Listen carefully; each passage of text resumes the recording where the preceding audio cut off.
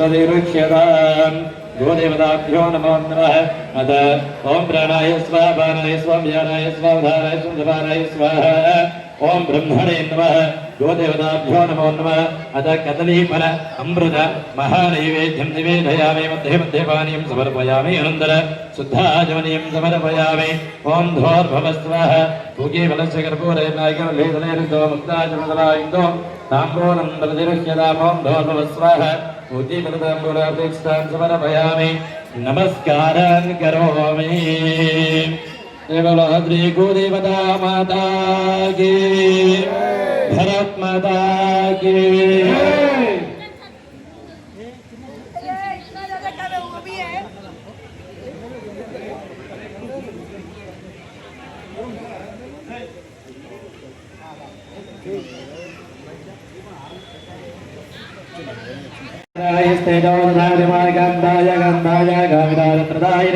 श्री गिरिजाय देवाय गोदेवताय मंगलाय श्री गोमादेवताभ्यो नमो नमः आनन्दमङ्गलनीराजनं विदयामि नीराजनानन्दर शुद्धाचमनीयं समर्पयामि नमस्कारान् करोमि श्री गोदेवताभ्यो नमो नमः कल्पयामि प्रसीद मे प्रसीद प्रसीद ओम नाभो वाय नमः संसलितमेवास प्रजपुष्करपर्णे समभवतो तस्यां धर्मरसमवर्तायतं सृजायमिति नारिकेलमृतमहाबलनैवेद्यं निवेदयामि अक्षरान्नवलां दिव्यान्दलदण्डलमिश्रदानर्पयामः भक्ता प्रसीद परमेश्वरी प्रसीद परमेश्वर नवलाक्षदान् समर्पयामि अलङ्करणार्थे आभरणार्थे हरिद्रासहित कुङ्कुमचूर्णानि समर्पयामि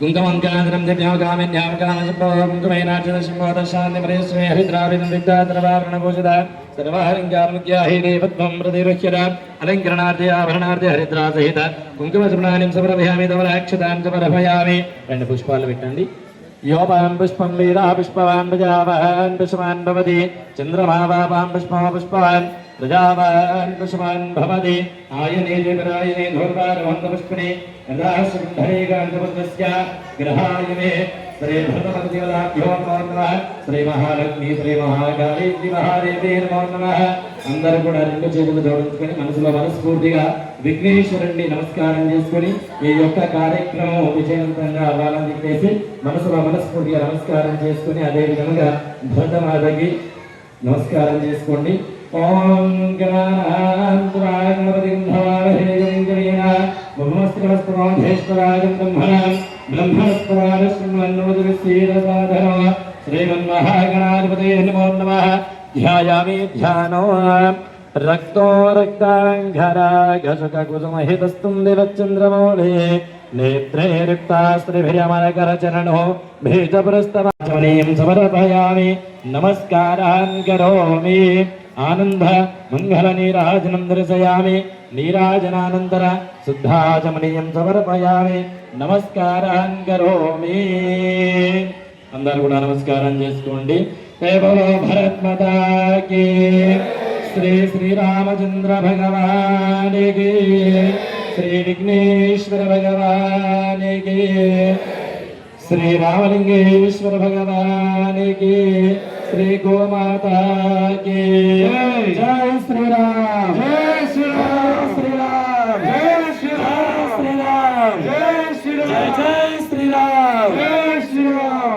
ఈ యొక్క కార్యక్రమంలో ఇప్పుడు వచ్చినటువంటి మేధావులు గురువులు కవిలు అదే విధముగా ఇలాంటి పెద్ద కార్యక్రమాల్లో మన అందరం కూడా పాల్గొనడం మన యొక్క ముఖ్య కార్యక్రమం. అదేవిధంగా ఈరోజు మన యొక్క ధర్మపదంగా ఈ యొక్క ధర్మ సమ్మేళనంలో పాల్గొని ఈ యొక్క కార్యక్రమం కూడా విజయవంతంగా జరగాలని అదే విధముగా మనసులో మనస్ఫూర్తిగా నమస్కారం చేసుకుంటూ వచ్చినటువంటి పెద్దలకు మహానుభావులకు నమస్కారం తెలియజేస్తూ ఈ యొక్క కార్యక్రమం కూడా విజయవంతం చేయాలని మనస్ఫూర్తిగా కోరుకుంటూ జై శ్రీరామ్ జై భారత్ మాతా కీ జై భారత్ మాతా కీ జై శ్రీరామ్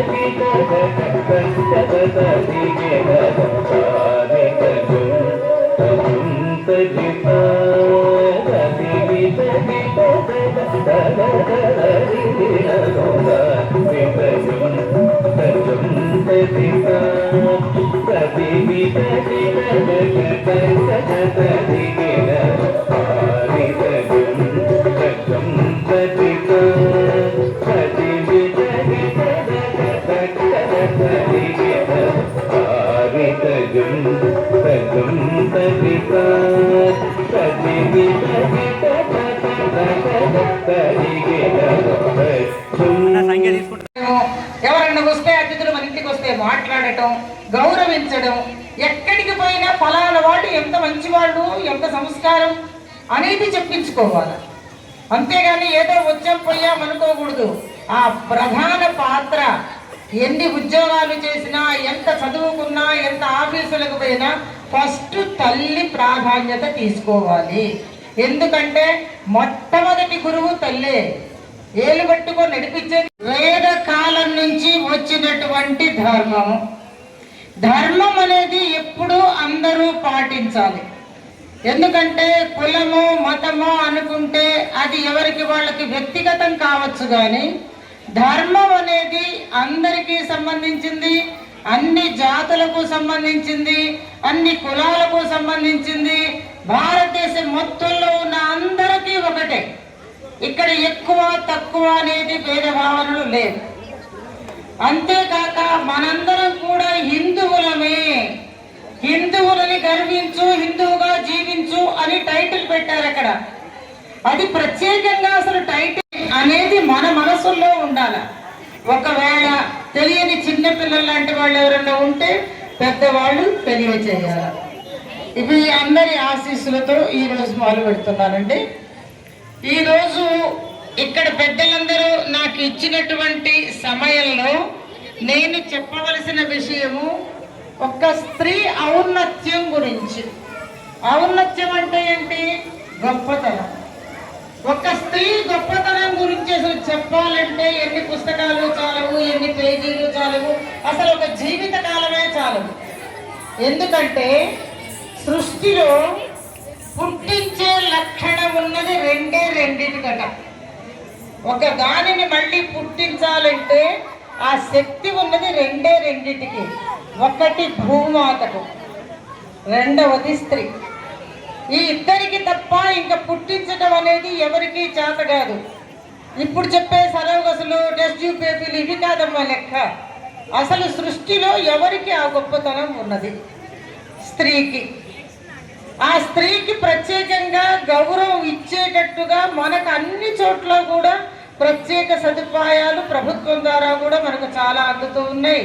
బస్సుల్లో ప్రత్యేక సీట్లు ఉన్నాయి, ఎక్కడికన్నా కూర్చున్నా మనకు ప్రత్యేక స్థలాలు ఉన్నాయి. అన్ని చోట్ల గౌరవించబడుతూ ఉన్నాం. కానీ మధ్య మనకు కొన్ని ఆటంకాలు వస్తూ ఉన్నాయి. అలా కాకుండా స్త్రీ ఎక్కడైతే గౌరవించబడుతుందో అక్కడంతా జయమే. ఎత్ర నార్యస్తు పూజ్యంతే తత్ర రమంతి దేవతాః. అంటే ఎక్కడైతే స్త్రీలు గౌరవించబడుతూ ఉంటారో అక్కడ ఎప్పుడూ దేవతలు సంతోషిస్తూ ఉంటారు. అంటే దేవతలంటే మనలోనే ఉన్నారు. ప్రత్యేకంగా మనకు కళ్ళకు కనపడాలి అనేది ఏమీ లేదు. అందరూ దేవతలే, అందరూ దేవతా స్వరూపులే. అందరిలో ఉన్నది కూడా దైవత్వమే. అది మనం గుర్తుపెట్టుకోవాలి. అయితే అమ్మకున్న స్థానం గొప్పది కాబట్టి స్త్రీ మొట్టమొదట తల్లిగా అందరికి. అసలు తల్లి లేకుండా బిడ్డలు ఎక్కడి నుంచి వస్తారమ్మా? మనం కోట్లు సంపాదించవచ్చు, ఎన్నో బ్యాంక్ బ్యాలెన్స్లు ఉండొచ్చు, సాఫ్ట్వేర్లు చేయొచ్చు. ఎవరైనా, ఒక సీఎం అయినా, పిఎం అయినా, ఇక్కడ కూర్చున్నటువంటి పెద్దలందరైనా ఒక తల్లికి పుట్టిన వాళ్ళే. తల్లి లేకుండా మనకు జన్మ అనేది లేదు. అటువంటి తల్లిని మనందరము గౌరవించాలి, పూజించాలి. ఇంకా గృహిణిగా మనకు కొన్ని ధర్మాలు ఉన్నాయి. ఏంటంటే పిల్లలను ఫస్ట్ కనడానికి మనము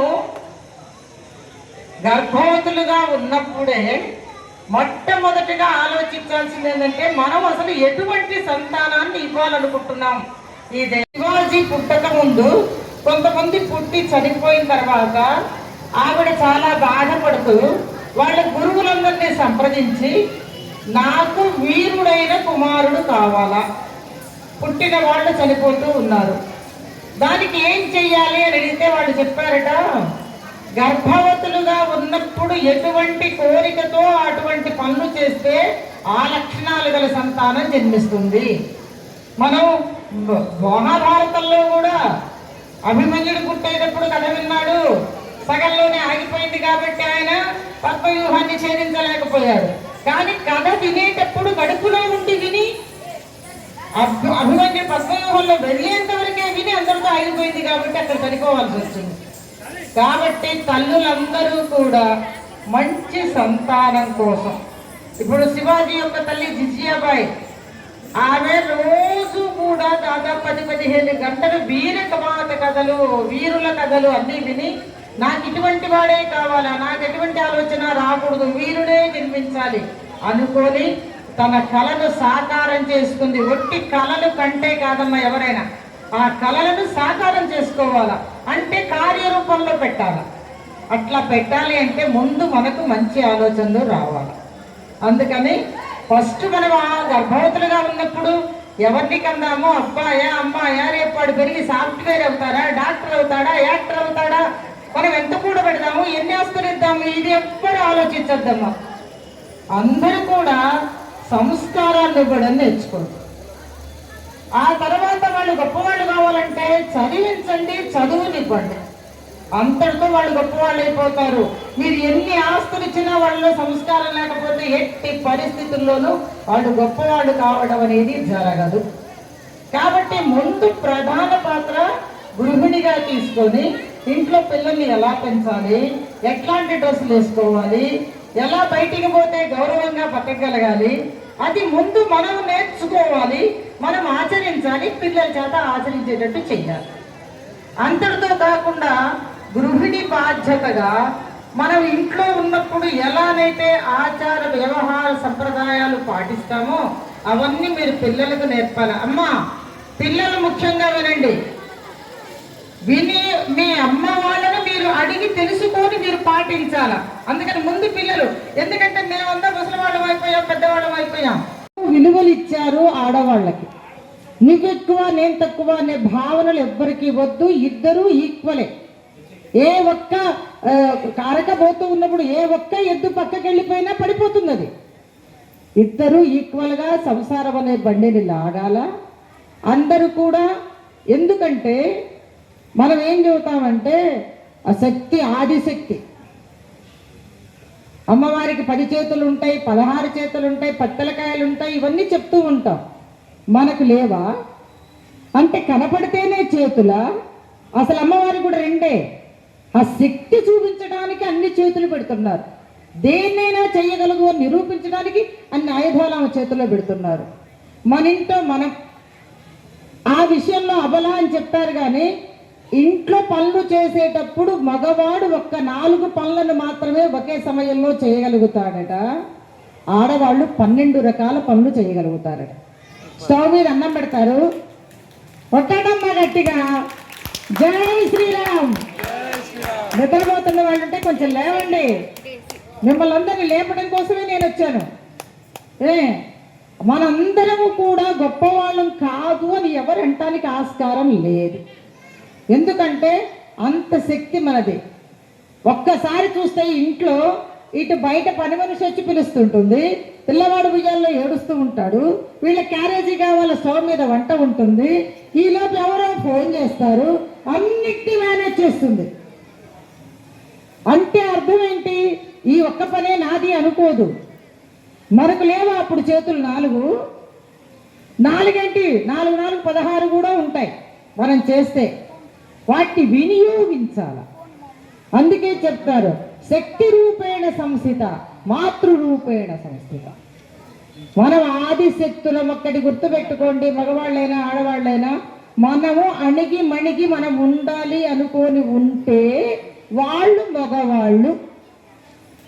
మనము తిరగబడితే పరిస్థితి ఏంటో ఆలోచించండి. తిరగబడమని నేను చెప్పను, మనకు శక్తి ఉందని ప్రూవ్ చేయమంటున్నా. మనము తక్కువ వాళ్ళం కాదు, మనము చెయ్యగలము. ఏ పని చేయలేకపోతున్నది. ఇప్పుడు చూడండి, ఆధునిక మహిళకు నిజంగా రెస్ట్ అనేది లేదు. ఇంట్లో పనులు చేయాలా, ఉద్యోగానికి వెళ్ళాలా, మళ్ళీ అక్కడికి వెళ్ళినా కూడా సాయంత్రం వెళ్ళి ఏం వంట చేయాలా, ఏం కూర చేయాలా, రాత్రి పడుకున్న తర్వాత పొద్దున్నే టిఫిన్ ఏం చేయాలా, కూర ఏం చేయాలా, బాక్సులు ఎప్పుడు కట్టాలా, ఇదే టెన్షన్. అంటే ఇప్పుడు మనం ఎన్ని రకాల ఆలోచనలు చేసి కుటుంబానికి ఎంత దగ్గరయ్యి ఎంత సాధన చేస్తున్నామమ్మా. కాబట్టి మన అందరము కూడా అబలలం కాదు. స్త్రీది ఒక శక్తి స్వరూపము. తిరగబడితే ఆదిశక్తే, అణిగిమణిగి ఉంటేనే మామూలు ఆడది కింద లెక్క.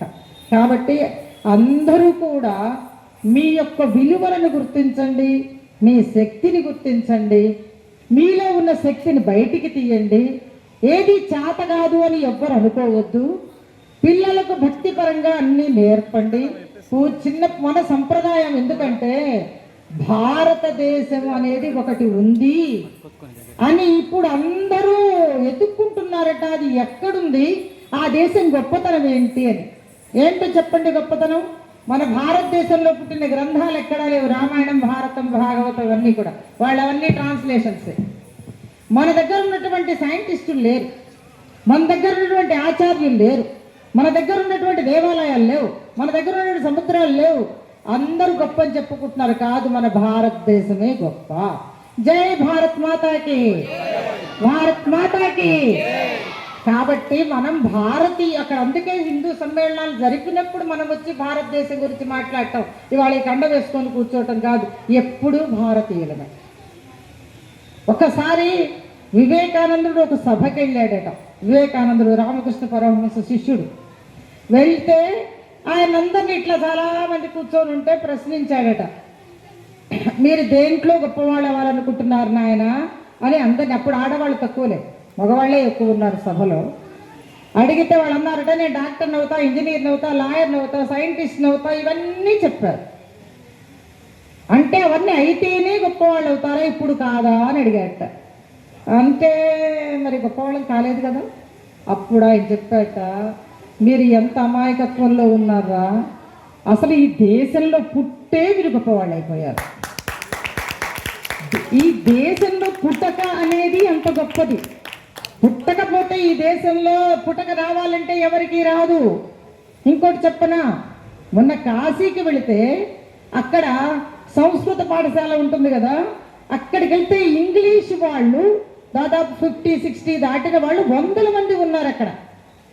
వాళ్ళు చెప్పారట, ఎందుకండి మీ దేశం మానుకొని ఇన్ని డాలర్లు పెట్టుకొని ఇక్కడికి వచ్చారంటే, వాళ్ళు చెప్పిన సమాధానం వినండమ్మ బాగా. ఏం చెప్పారట, భారతదేశం చాలా గొప్పదటండి, అక్కడ పుడితే చాలా గొప్పవాళ్ళం అవుతామట. మరి మా దేశంలో గొప్పతనం లేదు కదా. దానికి ఒక పెద్ద మేధావిని, స్వాముల వారు లాంటి వాళ్ళని అడిగితే ఆయన చెప్పాట, అరే భారతదేశంలో మరణించరా, అప్పుడు భారతదేశంలో పుడతావు అని చెప్పాడు.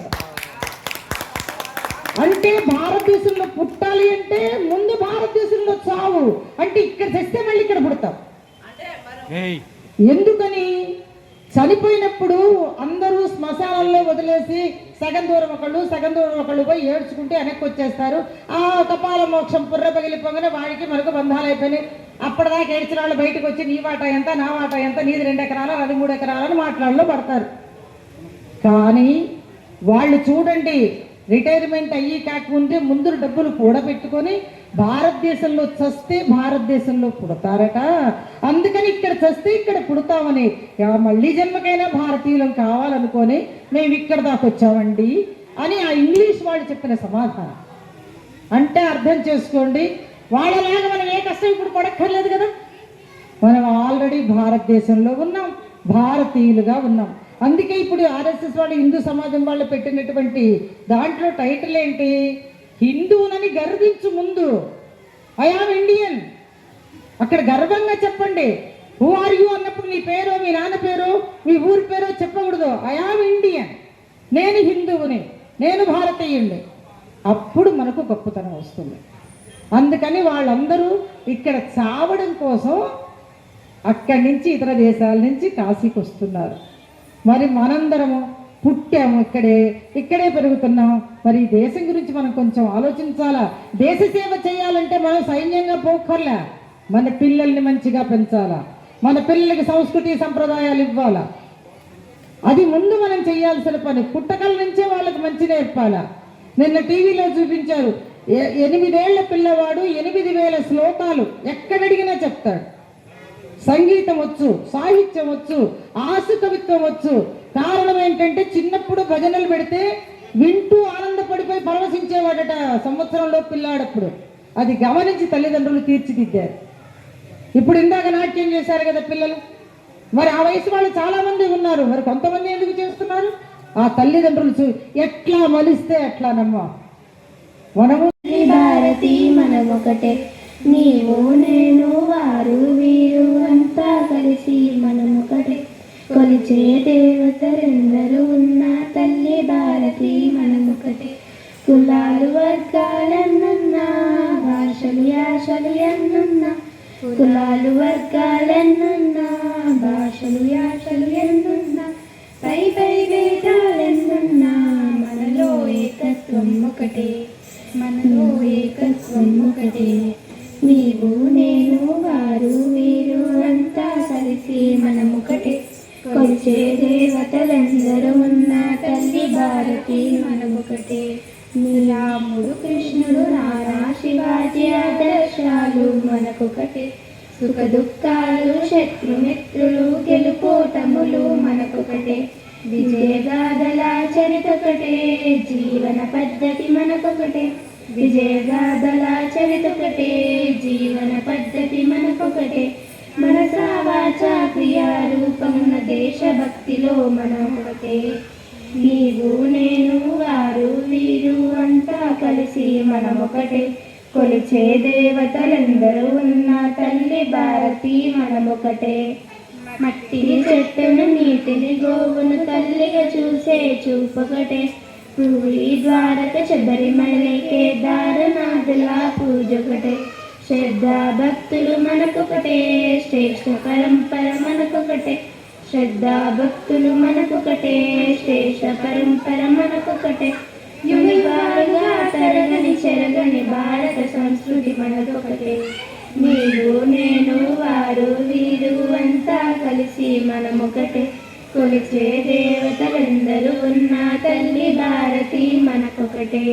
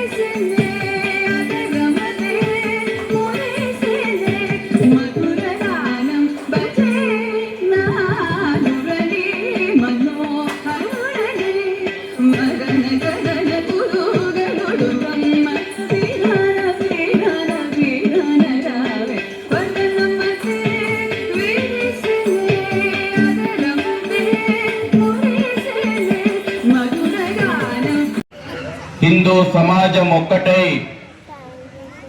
హిందూ సమాజం ఏకమై హిందూ సమాజం ఒక్కటిగా కూర్చొని ఆలోచన చేయడంలో భాగంగానే ఆర్ఎస్ఎస్ ప్రారంభం చేసి 100 సంవత్సరాల సందర్భంగా హిందూ సమ్మేళనం ఈ రోజున పెద్ద చెల్లపల్లిలో నిర్వహించుకుంటున్నాం. అవును, హిందువు ఒక్కటిగా నిలబడాల్సినటువంటి సమయం ఆసన్నమైంది. హిందువు ఒక్కడే ఆలోచన చేయాల్సినటువంటి సమయం ఆసన్నమైంది. హిందువునని గర్వించండి, హిందువుగా జీవించండి అని ఈ యొక్క బ్యానర్ మీద పెట్టుకున్నటువంటి నినాదం ఉందే, హిందువుగా గర్విస్తున్నాడా, హిందువుగా జీవిస్తున్నాడా, సమాజం ముందర ప్రశ్న పెట్టడానికే ఈనాటి హిందూ సమ్మేళనం. తెలుగాలే పిల్లలకు మనదైనటువంటి గొప్పదైనటువంటి చరిత్రను తెలియకుండా పెంచుతున్నాం. హిందువుగా జీవిస్తుండా, హిందువుగా బతుకుతున్నాడా అంటే హిందువు నేడు హిందువుగా బతుకుతున్నాడు. హిందువుగా బతుకుతున్నటువంటి హిందువుగా జీవించేలాగా చేయడమే ఈనాటి కార్యక్రమం. నాకంటే ముందు అమ్మ మాట్లాడింది. ఇంత సమావేశం పెట్టుకొని ఇన్ని చిన్న చిన్న విషయాలు మనం మాట్లాడుతున్నాం కదా. కుటుంబం గురించి మాట్లాడుతున్నాం, ఆడవారి బాధ్యత గురించి మాట్లాడుతున్నాం, మన కట్టు బొట్టు గురించి మాట్లాడుతున్నాం కదా. అవును, హిందువు తన కట్టు బొట్టును కూడా మర్చిపోయేటువంటి స్థితి లోపట, విదేశీ విష సంస్కృతి లోపట కొట్టు మిట్టాడుతున్నాడు కాబట్టి మాట్లాడాల్సినటువంటి అవసరం ఉంది. వెళ్ళనేయండి, మీరు పిల్లల్ని వెళ్ళనేయండి, ఊరంతా ఇంటుంది, మీరు ఆగుండి. ఊరంతా ఇంటుంది, మీరు ప్రశాంతంగా ఉండండి. అమ్మలు చెప్పాలా, ప్రతి ఇంట్లో ఉన్నటువంటి అమ్మలు ఏం చెప్పాలంటే, బిడ్డ మనది దీపం వెలిగించేటువంటి సంస్కృతిరా, దీపం ఆపే సంస్కృతి మనది కాదని పిల్లలకు చెప్పాలా. అప్పుడు ఈ దేశం అంటే ఏంది, సంస్కృతి ఏంటి ఆ పిల్లలకు తెలుస్తుంది. మనం పూజించేటువంటి ప్రకృతిని ఏ విధంగా పూజిస్తాం, చెట్టు లోపట, పుట్ట లోపట, పాము లోపట, సమస్త జీవరాశి లోపట భగవంతుణ్ణి పూజిస్తాం కదా. తులసి మొక్కను పూజించినాం కదా. హిందూ అంటే ఈ ప్రకృతిని, సమస్త విశ్వాన్ని పూజించేటువంటి ఒక గొప్పదైనటువంటి ధర్మంలో నువ్వు పుట్టినవు బిడ్డ అని పిల్లలకు చెప్పాల్సిన అవసరం ఉంది. ఇంతకుముందు నృత్యాలు చేసిన ఒక్కసారి ఆ పిల్లలందరూ కూడా చప్పట్లు కొట్టండి. ఇది కేవలం నృత్యం కాదు, ప్రపంచానికి సకల కళలను నేర్పింది ఈ దేశం. యావత్ ప్రపంచం బట్టగట్టనటువంటి రోజున ఇక్కడ వేద విజ్ఞానం వెల్లివిరిసింది. ఒకనాడు భారత మాత విశ్వగురు స్థానం లోపట ఈ ప్రపంచానికి దశను అందించింది. అంత గొప్పదైనటువంటి ఘనమైనటువంటి సంస్కృతికి వారసులం మనమని సగర్వంగా తల్లులు పిల్లలకు చెప్పాల్సినటువంటి అవసరం ఉంది. అందుకే మన పూర్వీకులు అనుకున్నారు, బహుశా పుస్తకాలలో రాస్తే చెదిరిపోతుందేమో, లేకపోతే మనుషులకు చెప్తే మర్చిపోతారేమో అని దేవాలయాల శిలలపైన శిల్పాలు చెక్కి పెట్టిన నీ సంస్కృతి ఎంత గొప్పదో తెలపడానికి. మొత్తం ప్రపంచంలో ఉన్నటువంటి దేశాల యొక్క చరిత్ర చూస్తే, అభివృద్ధి చెందినటువంటి అమెరికా చరిత్ర చూసినా, ఇంకే దేశ చరిత్ర చూసినా 600-700 సంవత్సరాల కంటే మించి ప్రపంచంలో మిగతా జాతులకు చరిత్ర లేదు. కానీ హిందువుగా, భారతీయునిగా యుగ యుగాల యొక్క ఈ చరిత్రకు వారసునివి నువ్వు. సామాజిక ఐక్యతగా గడప లోపట్నే నీ కులం, గడప దాటితే హిందువులము. అమ్మ చెప్పింది, కుటుంబం ఇవాళ విచ్ఛిన్నమైతుంది. కుటుంబం విచ్ఛిన్నమైతే ఎవరం పట్టించుకుంటలేము. దీని ఫలితం దేశం అనుభవిస్తుంది. కుటుంబాలు ఈ దేశ సంస్కృతికి వెన్నుముక. అవును కదా. రాముని ఆదర్శం అమ్మ చెప్పింది కదా నాకంటే ముందు మాట్లాడుతుంటే. అవును, రాముని ఆదర్శం ఈ పిల్లలకు చెప్తే ఈ దేశంలో ఏముండవు ఈ దేశం లోపల రాముడి ఆదర్శం చెప్తే. రాముడి ఆదర్శం ఈ పిల్లలకు చెప్తే ఈ దేశం లోపల వృద్ధాశ్రమాలు ఉండవు. అరే, ఇంత గొప్పదైనటువంటి సంస్కృతి బతికుండంగా తల్లిదండ్రులను రోడ్ల మీద వదిలిపెట్టిపోతారా? బతికుండంగా గాంధీ హాస్పిటల్ లోపల తల్లిని జాయిన్ చేసి కొడుకు పరారైతాడా? కరోనా కష్టకాలం వస్తే తల్లిదండ్రులకు దాన సంస్కారాలు చేయడానికి పిల్లలకు మనసు ఒప్పదా? ఎందుకు ఇట్లా తయారవుతున్నారు? రాముని ఆదర్శం చెప్తలేం మనం. పొద్దున్న లేస్తే పేపర్ చూస్తే ఆస్తి కోసం అన్నను చంపిన తమ్ముడు, ఆస్తి కోసం తల్లిని చంపినటువంటి తనయుడు, ఈ మధ్య కాలం లోపల ఆస్తి కోసం భర్తను చంపిన భార్యలు. ఎందుకు వస్తున్నాయి న్యూస్? కారణం ఎక్కడుంది? సంస్కృతికి దూరం అవుతున్నాం, ఆదర్శాలకు దూరం అవుతున్నాం. రాముని ఆదర్శంగా తీసుకుంటే ఆస్తుల తగాదాలు ఉండవు. కోర్టుకు పోతే అన్ని కోర్టుల కంటే ఎక్కువ బిజీ ఏ కోర్టు ఉందంటే ఫ్యామిలీ కోర్టు. విడాకుల కోసం కోర్టు మెట్లెక్కేటువంటి వాళ్ళ సంఖ్య పెరుగుతుంది. రాముని సీతారాముల యొక్క ఆదర్శం తీసుకుంటే ఇవాళ ఆ పరిస్థితి ఉండదు.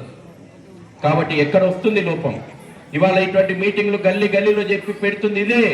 మౌలికమైనటువంటి విషయాలు మనం దూరం అవుతున్నాం. చిన్న చిన్న విషయాలను మన కుటుంబం నుంచి కోల్పోతున్నాం. కుటుంబం ఇవాళ విచ్ఛిన్నం కారణంగా దేశ సంస్కృతి విచ్ఛిన్నమవుతుంది. దేశ సంస్కృతి విచ్ఛిన్నమైతే ఈ దేశం వెనుకబడిపోతుంది. తర్వాత స్వదేశీ అనేటువంటి భావన ప్రతి ఒక్కరికి గర్వం ఉండాలి. అవును, ఇవాళ నీ కట్టు బొట్టు దగ్గర నుంచి మొదలు పెట్టుకుంటే నీదైనటువంటి ప్రతి దానికి నువ్వు గర్వపడాలా. ఇవాళ ఈ తల్లిదండ్రులను నేను సాష్టాంగ నమస్కారం చేస్తున్నమ్మా.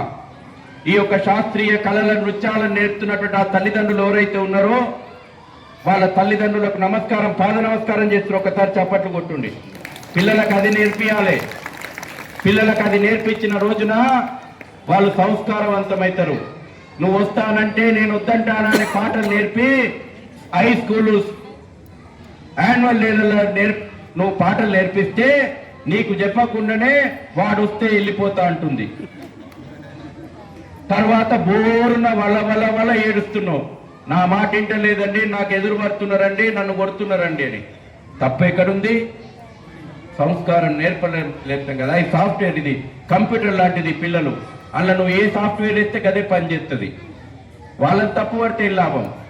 కాబట్టి అనేటువంటి భావన నీదైనటువంటి ప్రతిరోజు ఇవాళ మీటింగ్కి వచ్చిరు మళ్ళీ వెళ్ళిపోతాం కాదు. ఈ దేవాలయం ఉంది కదా, ఈ దేవాలయం కేంద్రంగా హిందువులు వారానిక 15 రోజులక ఒక్కటే ఆలోచన చేయండి. మీ బస్తీలో ఏం జరుగుతుంది, మీ చుట్టుపక్కల ఏం జరుగుతుంది, అవసరం అనుకుంటే ఈ పిల్లలకు సంస్కారం ఇచ్చేటువంటి కార్యక్రమాలను నిర్వహించండి. చదువు అంటే కేవలం పుస్తకాల బట్టి పట్టడం కాదు, వాళ్ళను సంస్కారవంతమైనటువంటి విద్యను అందించాలి.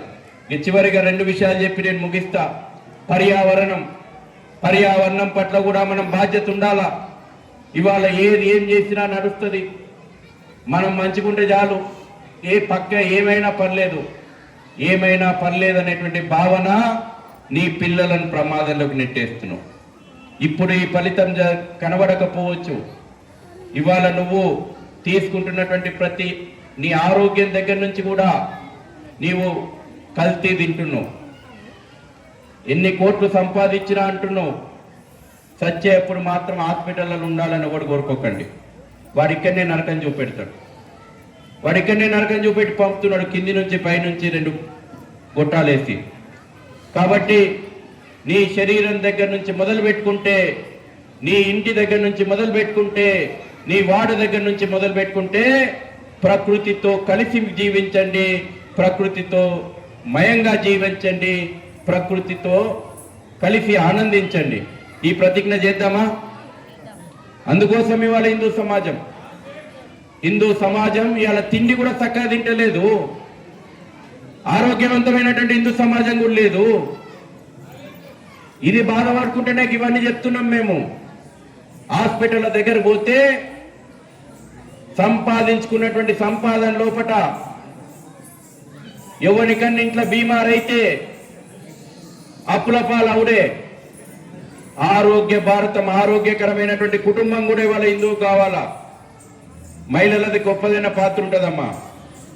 పిల్లగాడు అనగానే ఏం బుక్ చేస్తారు మీరు ఆన్లైన్లో? జొమాటో, టమాటో,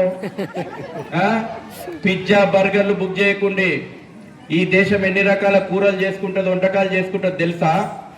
భారతదేశం 6,000 రకాలకు పైగా వంటకాలు చేసే దేశం.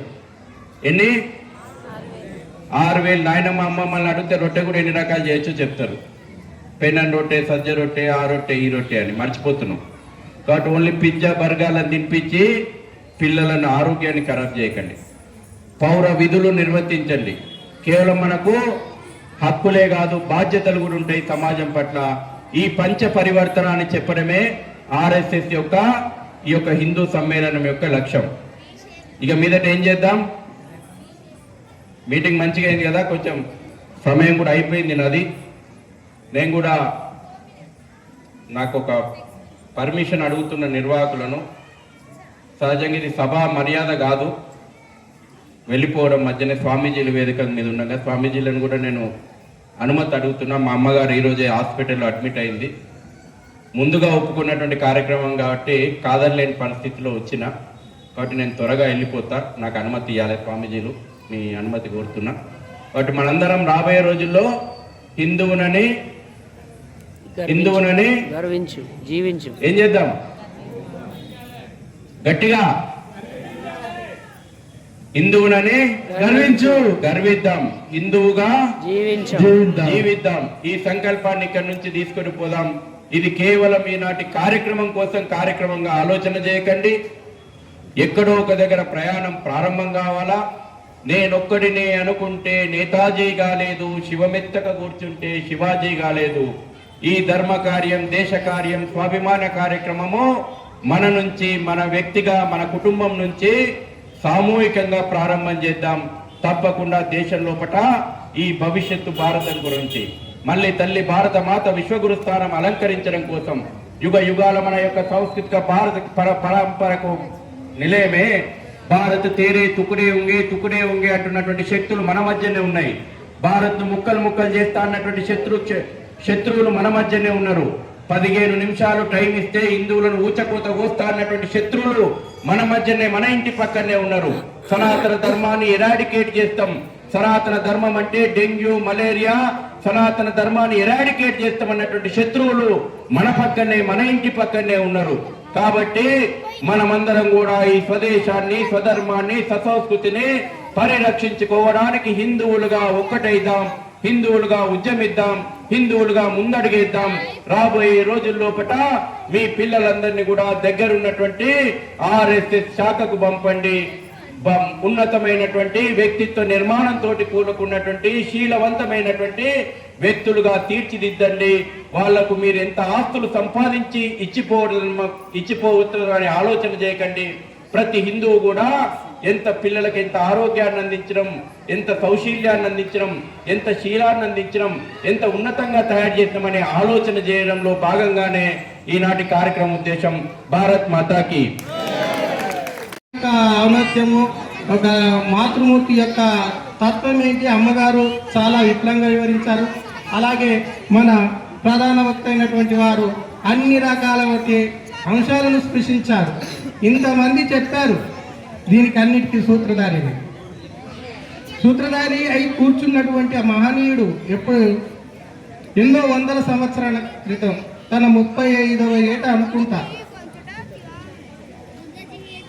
ఏ మహనీయుని సంస్కార బీజము, ఏ మహనీయుని సంస్కార బీజము భారతావని పారి వృట వృక్షమై చేరెనో, ఏ మహనీయుని వైద్యో నారాయణ హరి మంత్రము ఉపదేశించిపోయెనో, అట్టి మహామంత్రము హిందూ సమ్మేళనమై గల్లీ నుంచి ఢిల్లీ వరకు ఉర్రూ తొలగించే శతవత్సరములైన శతవత్సరములైన గొప్ప దేశభక్తిని చాటగా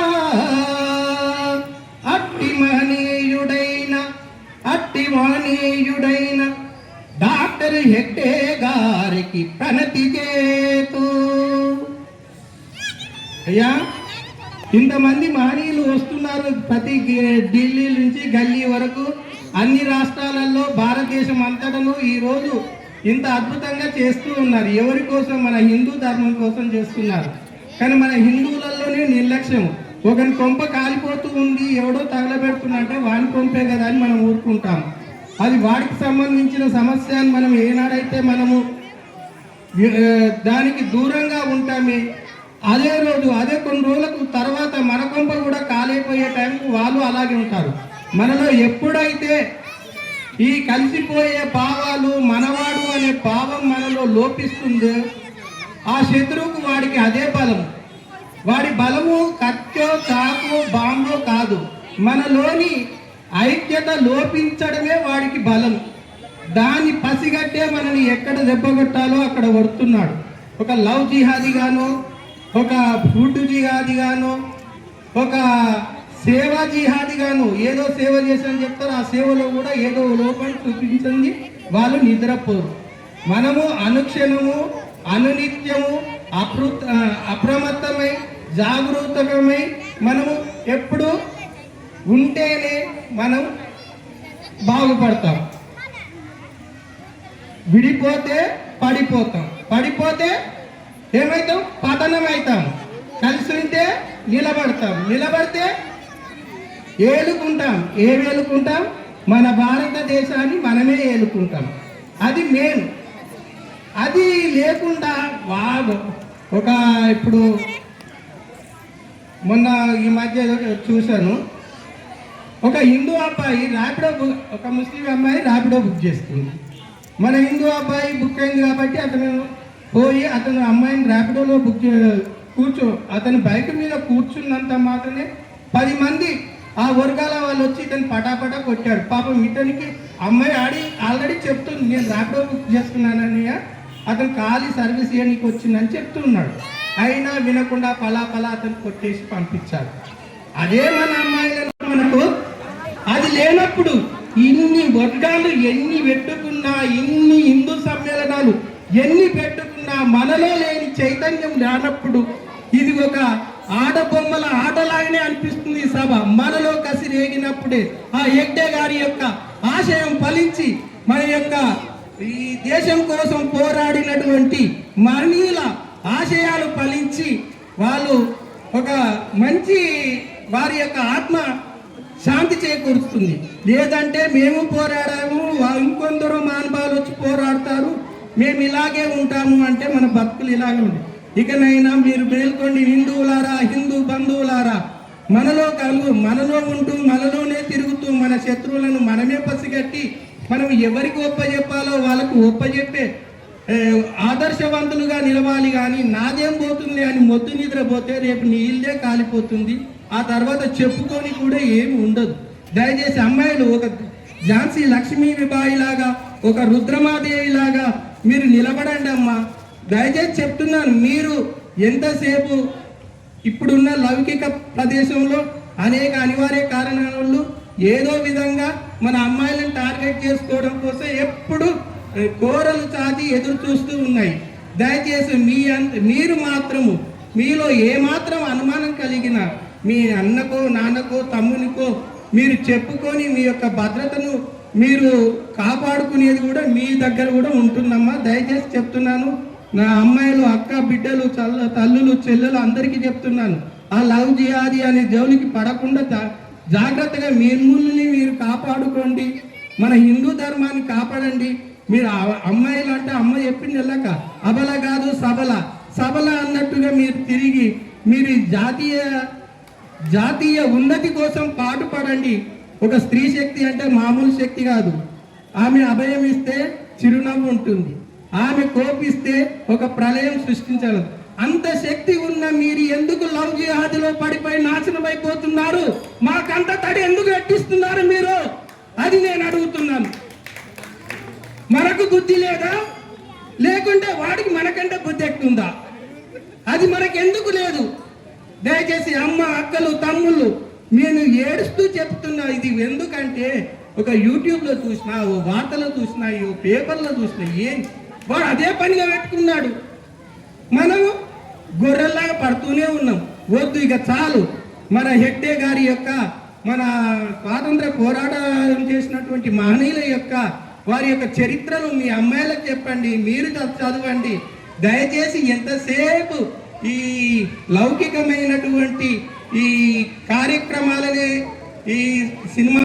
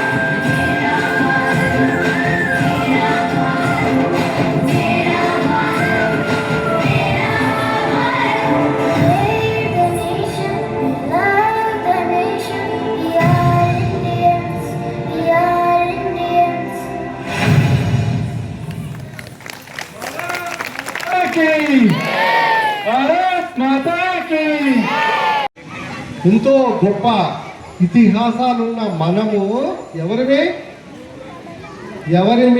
హిందువులం. ఎందుకు రావట్లేదు? మనం హిందువులం, అవునా? ఒక్క నిమిషము మన శ్రీమన్నారాయణని ఒక్క 2 minutes మనము ధ్యానం చేసుకొని తర్వాత మనం వెళ్దాం. నాకు ఎక్కువ టైం ఇవ్వలేదు. ఏడుకొండవాడ వెంకటరమణ గోవింద, ఏడుకొండవాడ వెంకటరమణ గోవింద, ఆపద ముక్కలవాడ అనాథ రక్షక గోవింద, వెంకటేశ పాహి మాం, శ్రీనివాస రక్ష మాం, వెంకటేశ పాహి మాం, శ్రీనివాస రక్ష మాం, వెంకటేశ పాహి మాం, శ్రీనివాస రక్ష మాం. గట్టిగా చెప్పండి. గోవింద గోవింద. తెలుగులో చెప్పండి. తెలుగులో చెప్పండి, గోవింద హిందీలో చెప్పండి, గోవింద తమిళంలో చెప్పండి, గోవింద కన్నడంలో చెప్పండి. గోవింద ఏంటి? గోవింద గోవింద. చూసారా, ఆ హిందూ అనే పదానికే ఎంత పవర్ ఉందో. ఇన్ని జరిగిన తర్వాత ఈరోజు హిందుత్వము ఎలా ఉంది అని అంటే కొట్టుమిట్టాడుతున్నట్టుగా ఉంది. అందుకే మేము కూడా ఈ హిందూ సమ్మేళనానికి వచ్చాము. మేము మాకు ఎందుకు అంటే హిందువుగా జీవించు, హిందువుగా గర్వించు, మరణించు. హిందూ అంటేనే ఒక శక్తి. మనం ఏం చేస్తున్నాము? పాశ్చాత్య దేశాలు ఏవైతే ఉన్నాయో వాటిని అనుసరించి మనం పోతున్నాము. మన బలం ఎంతో తెలుసా? మన హిందూ బలం ఎంతో తెలుసా? మనకి ఎంతమంది దేవతలు ఉన్నారు? 33 ఎంతమంది దేవతలు ఉన్నారు? 30 కోటి దేవతలు ఉన్నారు. ఋషులు, యోగులు, సిద్ధ పురుషులు, తపోనిధులు, అఘోరాలు, ఇంకా నాగసాధువులు ఎంతో మంది ఉన్నాక కూడా మనము ఇంకొక మతం అంటే ఎడారి మతాల వైపు వెళ్తున్నామనంటే మనం ఎలా ఉన్నాం చెప్పండి. విదేశాల్లో కూడా మనకేముంది తెలుసా? మనము బానిసలమట. బానిసలమా? మనం బానిసలమా? మరి ఎందుకు అలా వచ్చింది? ఉదాహరణ చెప్తాను వినండి. ఒక ఏనుగు ఉందనుకోండి. ఏంటి? ఒక ఏనుగు ఉంది. ఆ ఏనుగుకి చిన్నప్పుడే అలా పెట్టేసి ఇక్కడ ఒక దగ్గర పెట్టేసి దాని కాలికి ఒక సుతిరి తాడు కట్టారనుకోండి. ఆ ఏనుగు ప్రయత్నం చేస్తుంది తెంపుకోవాలని. అది తెగదు, చిన్నది కదా. తెగుతుందా? తెగదు. అది పెద్దగా అయిన తర్వాత కూడా అది దానికి చిన్న గొలుసు కడతాడు. పెద్దగా ఏనుగు అయిన తర్వాత ఆ ఏనుగుకి ఏం చేస్తాడు? చిన్న గొలుసు కడతాడు. అప్పుడు ఆ ఏనుగు ఏమనుకుంటా తెలుసా? ఈ తాడు నేను తెంపలేను, ఈ తాడు ఈ గొలుసు, చిన్న గొలుసు నేను తెంపలేను అని అనుకుంటుంది. కానీ గట్టిగా కాలు కదిపితే అది తెంపగలుగుద్ది. మన హిందువులం అలాగే ఉన్నాం మనం. మన శక్తి మనకి తెలియటం లేదు. వాళ్ళు ఏమంటారు? పాశ్చాత్య దేశంలో ఎడారి మతాల వైపు పోతున్నాం. నువ్వు కొలిసిన ఎంతమంది ఉన్నారు? యక్ష, కిన్నెర, కిం పురుష, శివుడు, విష్ణువు, అమ్మవార్లు ఎంతో మంది ఉన్నా సరే మనం ఎందుకు ఇంకొక దగ్గరికి వెళ్తున్నాం? ఎందుకు మనం బలహీనం అయిపోతున్నాం అనంటే ఒక చిన్న ఉదాహరణ చెప్తా మీకు. నేను ద్రౌపది వస్త్రాభరణం అందరికీ తెలుసు కదా. మీరు మాట్లాడుతున్నా నేను మాట్లాడతా. నేను లేకపోతున్నా, మీరు నన్ను పిలిచింది మాట్లాడటానికే. ద్రౌపది వస్త్రాభరణం తెలుసు కదా. ద్రౌపది వస్త్రాభరణం అప్పుడు శ్రీకృష్ణ పరమాత్మను లేటుగా కాపాడితే ఆయన దగ్గరికి వచ్చి అడుగుద్ది. ఏమడుగుతుంది తెలుసా? స్వామి, నన్ను ఎందుకు నువ్వు ముందు కాపాడలేదు? నన్ను ఎందుకు కాపాడలేదు స్వామి? నువ్వు ముందుగా వస్తేనే నాకు ఈ వస్త్రాభరణం జరిగేది కాదు కదా అని అడిగితే శ్రీకృష్ణ పరమాత్మ ఏం చెప్తాడు తెలుసా? నువ్వు ఫస్ట్ నన్ను నమ్మలేదు. ఎవరిని నమ్మావు? నీ చుట్టుపక్కల ఉన్న వాళ్ళని నమ్మావు. నువ్వు ఫస్టే నన్ను నమ్మి పిలిచి ఉంటే నేను నీ పక్కనే ఉన్నాను, నేను వచ్చావాన్ని అంది. అంటే దాని అర్థం ఏంటో తెలుసా?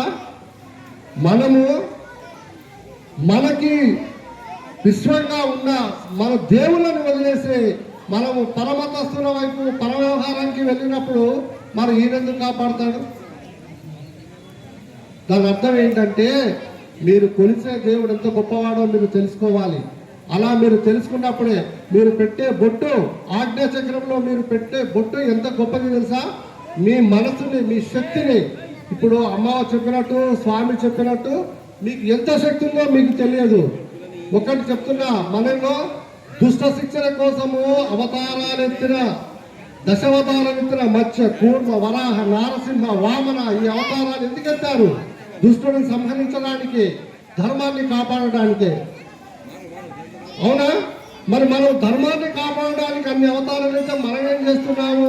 మీరు చూసిన కాళీమాత చూడండి, వారాహి చూడండి, చిన్నమస్తాదేవి చూడండి, వీళ్ళంతా మీకు ప్రతీకలు. వాళ్ళు మీ శక్తికి ప్రతీకలు. కానీ మనం ఏం చేస్తున్నాము? అవి మర్చిపోతున్నాము. తుచ్చమైన ఆలోచనలు, తుచ్చమైన వాటికి వెళ్తున్నాము. మీరు పెట్టుకున్న ఆజ్ఞాచక్రంలో మీరు పెట్టుకున్న బొట్టు ఎంత గొప్పదనంటే అసలు మీరు హిందువుగా జీవించడం అని అంటే ఇవన్నీ మీకు తెలిసి ఉండాలి. మీరు చెప్తున్నారా? మీ పిల్లలకి చెప్పాలి కదా మన యొక్క గొప్పతనము, మన హిందూ దేవతల గొప్పతనము. ఈ గుళ్ళోకి వచ్చిన తర్వాత మా కనుక మేము అడిగాము, ఇంట్లో ఎవరున్నారు స్వామి అంటే రాముడు ఉన్నాడు, రామ లింగేశ్వర స్వామి ఉన్నాడు అంటే చూసాము. మేము చాలా తక్కువ చూస్తాము. రాముడు అక్కడ ఉన్నాడు, ఎదురుగా శివలింగం ఉంది, అటు పక్కన అయ్యప్ప ఉన్నాడు, అటు పక్క ఆంజనేయ స్వామి ఉన్నాడు, ఇటు చూస్తే ధ్వజస్తంభం ఉంది, అక్కడ నందీశ్వరుడు ఉన్నాడు. ఇంత గొప్ప సంస్కృతి మనది. మనం ఇవన్నీ వదిలేసి ఎందుకు మనం ఎటు పరిగెడుతున్నాము?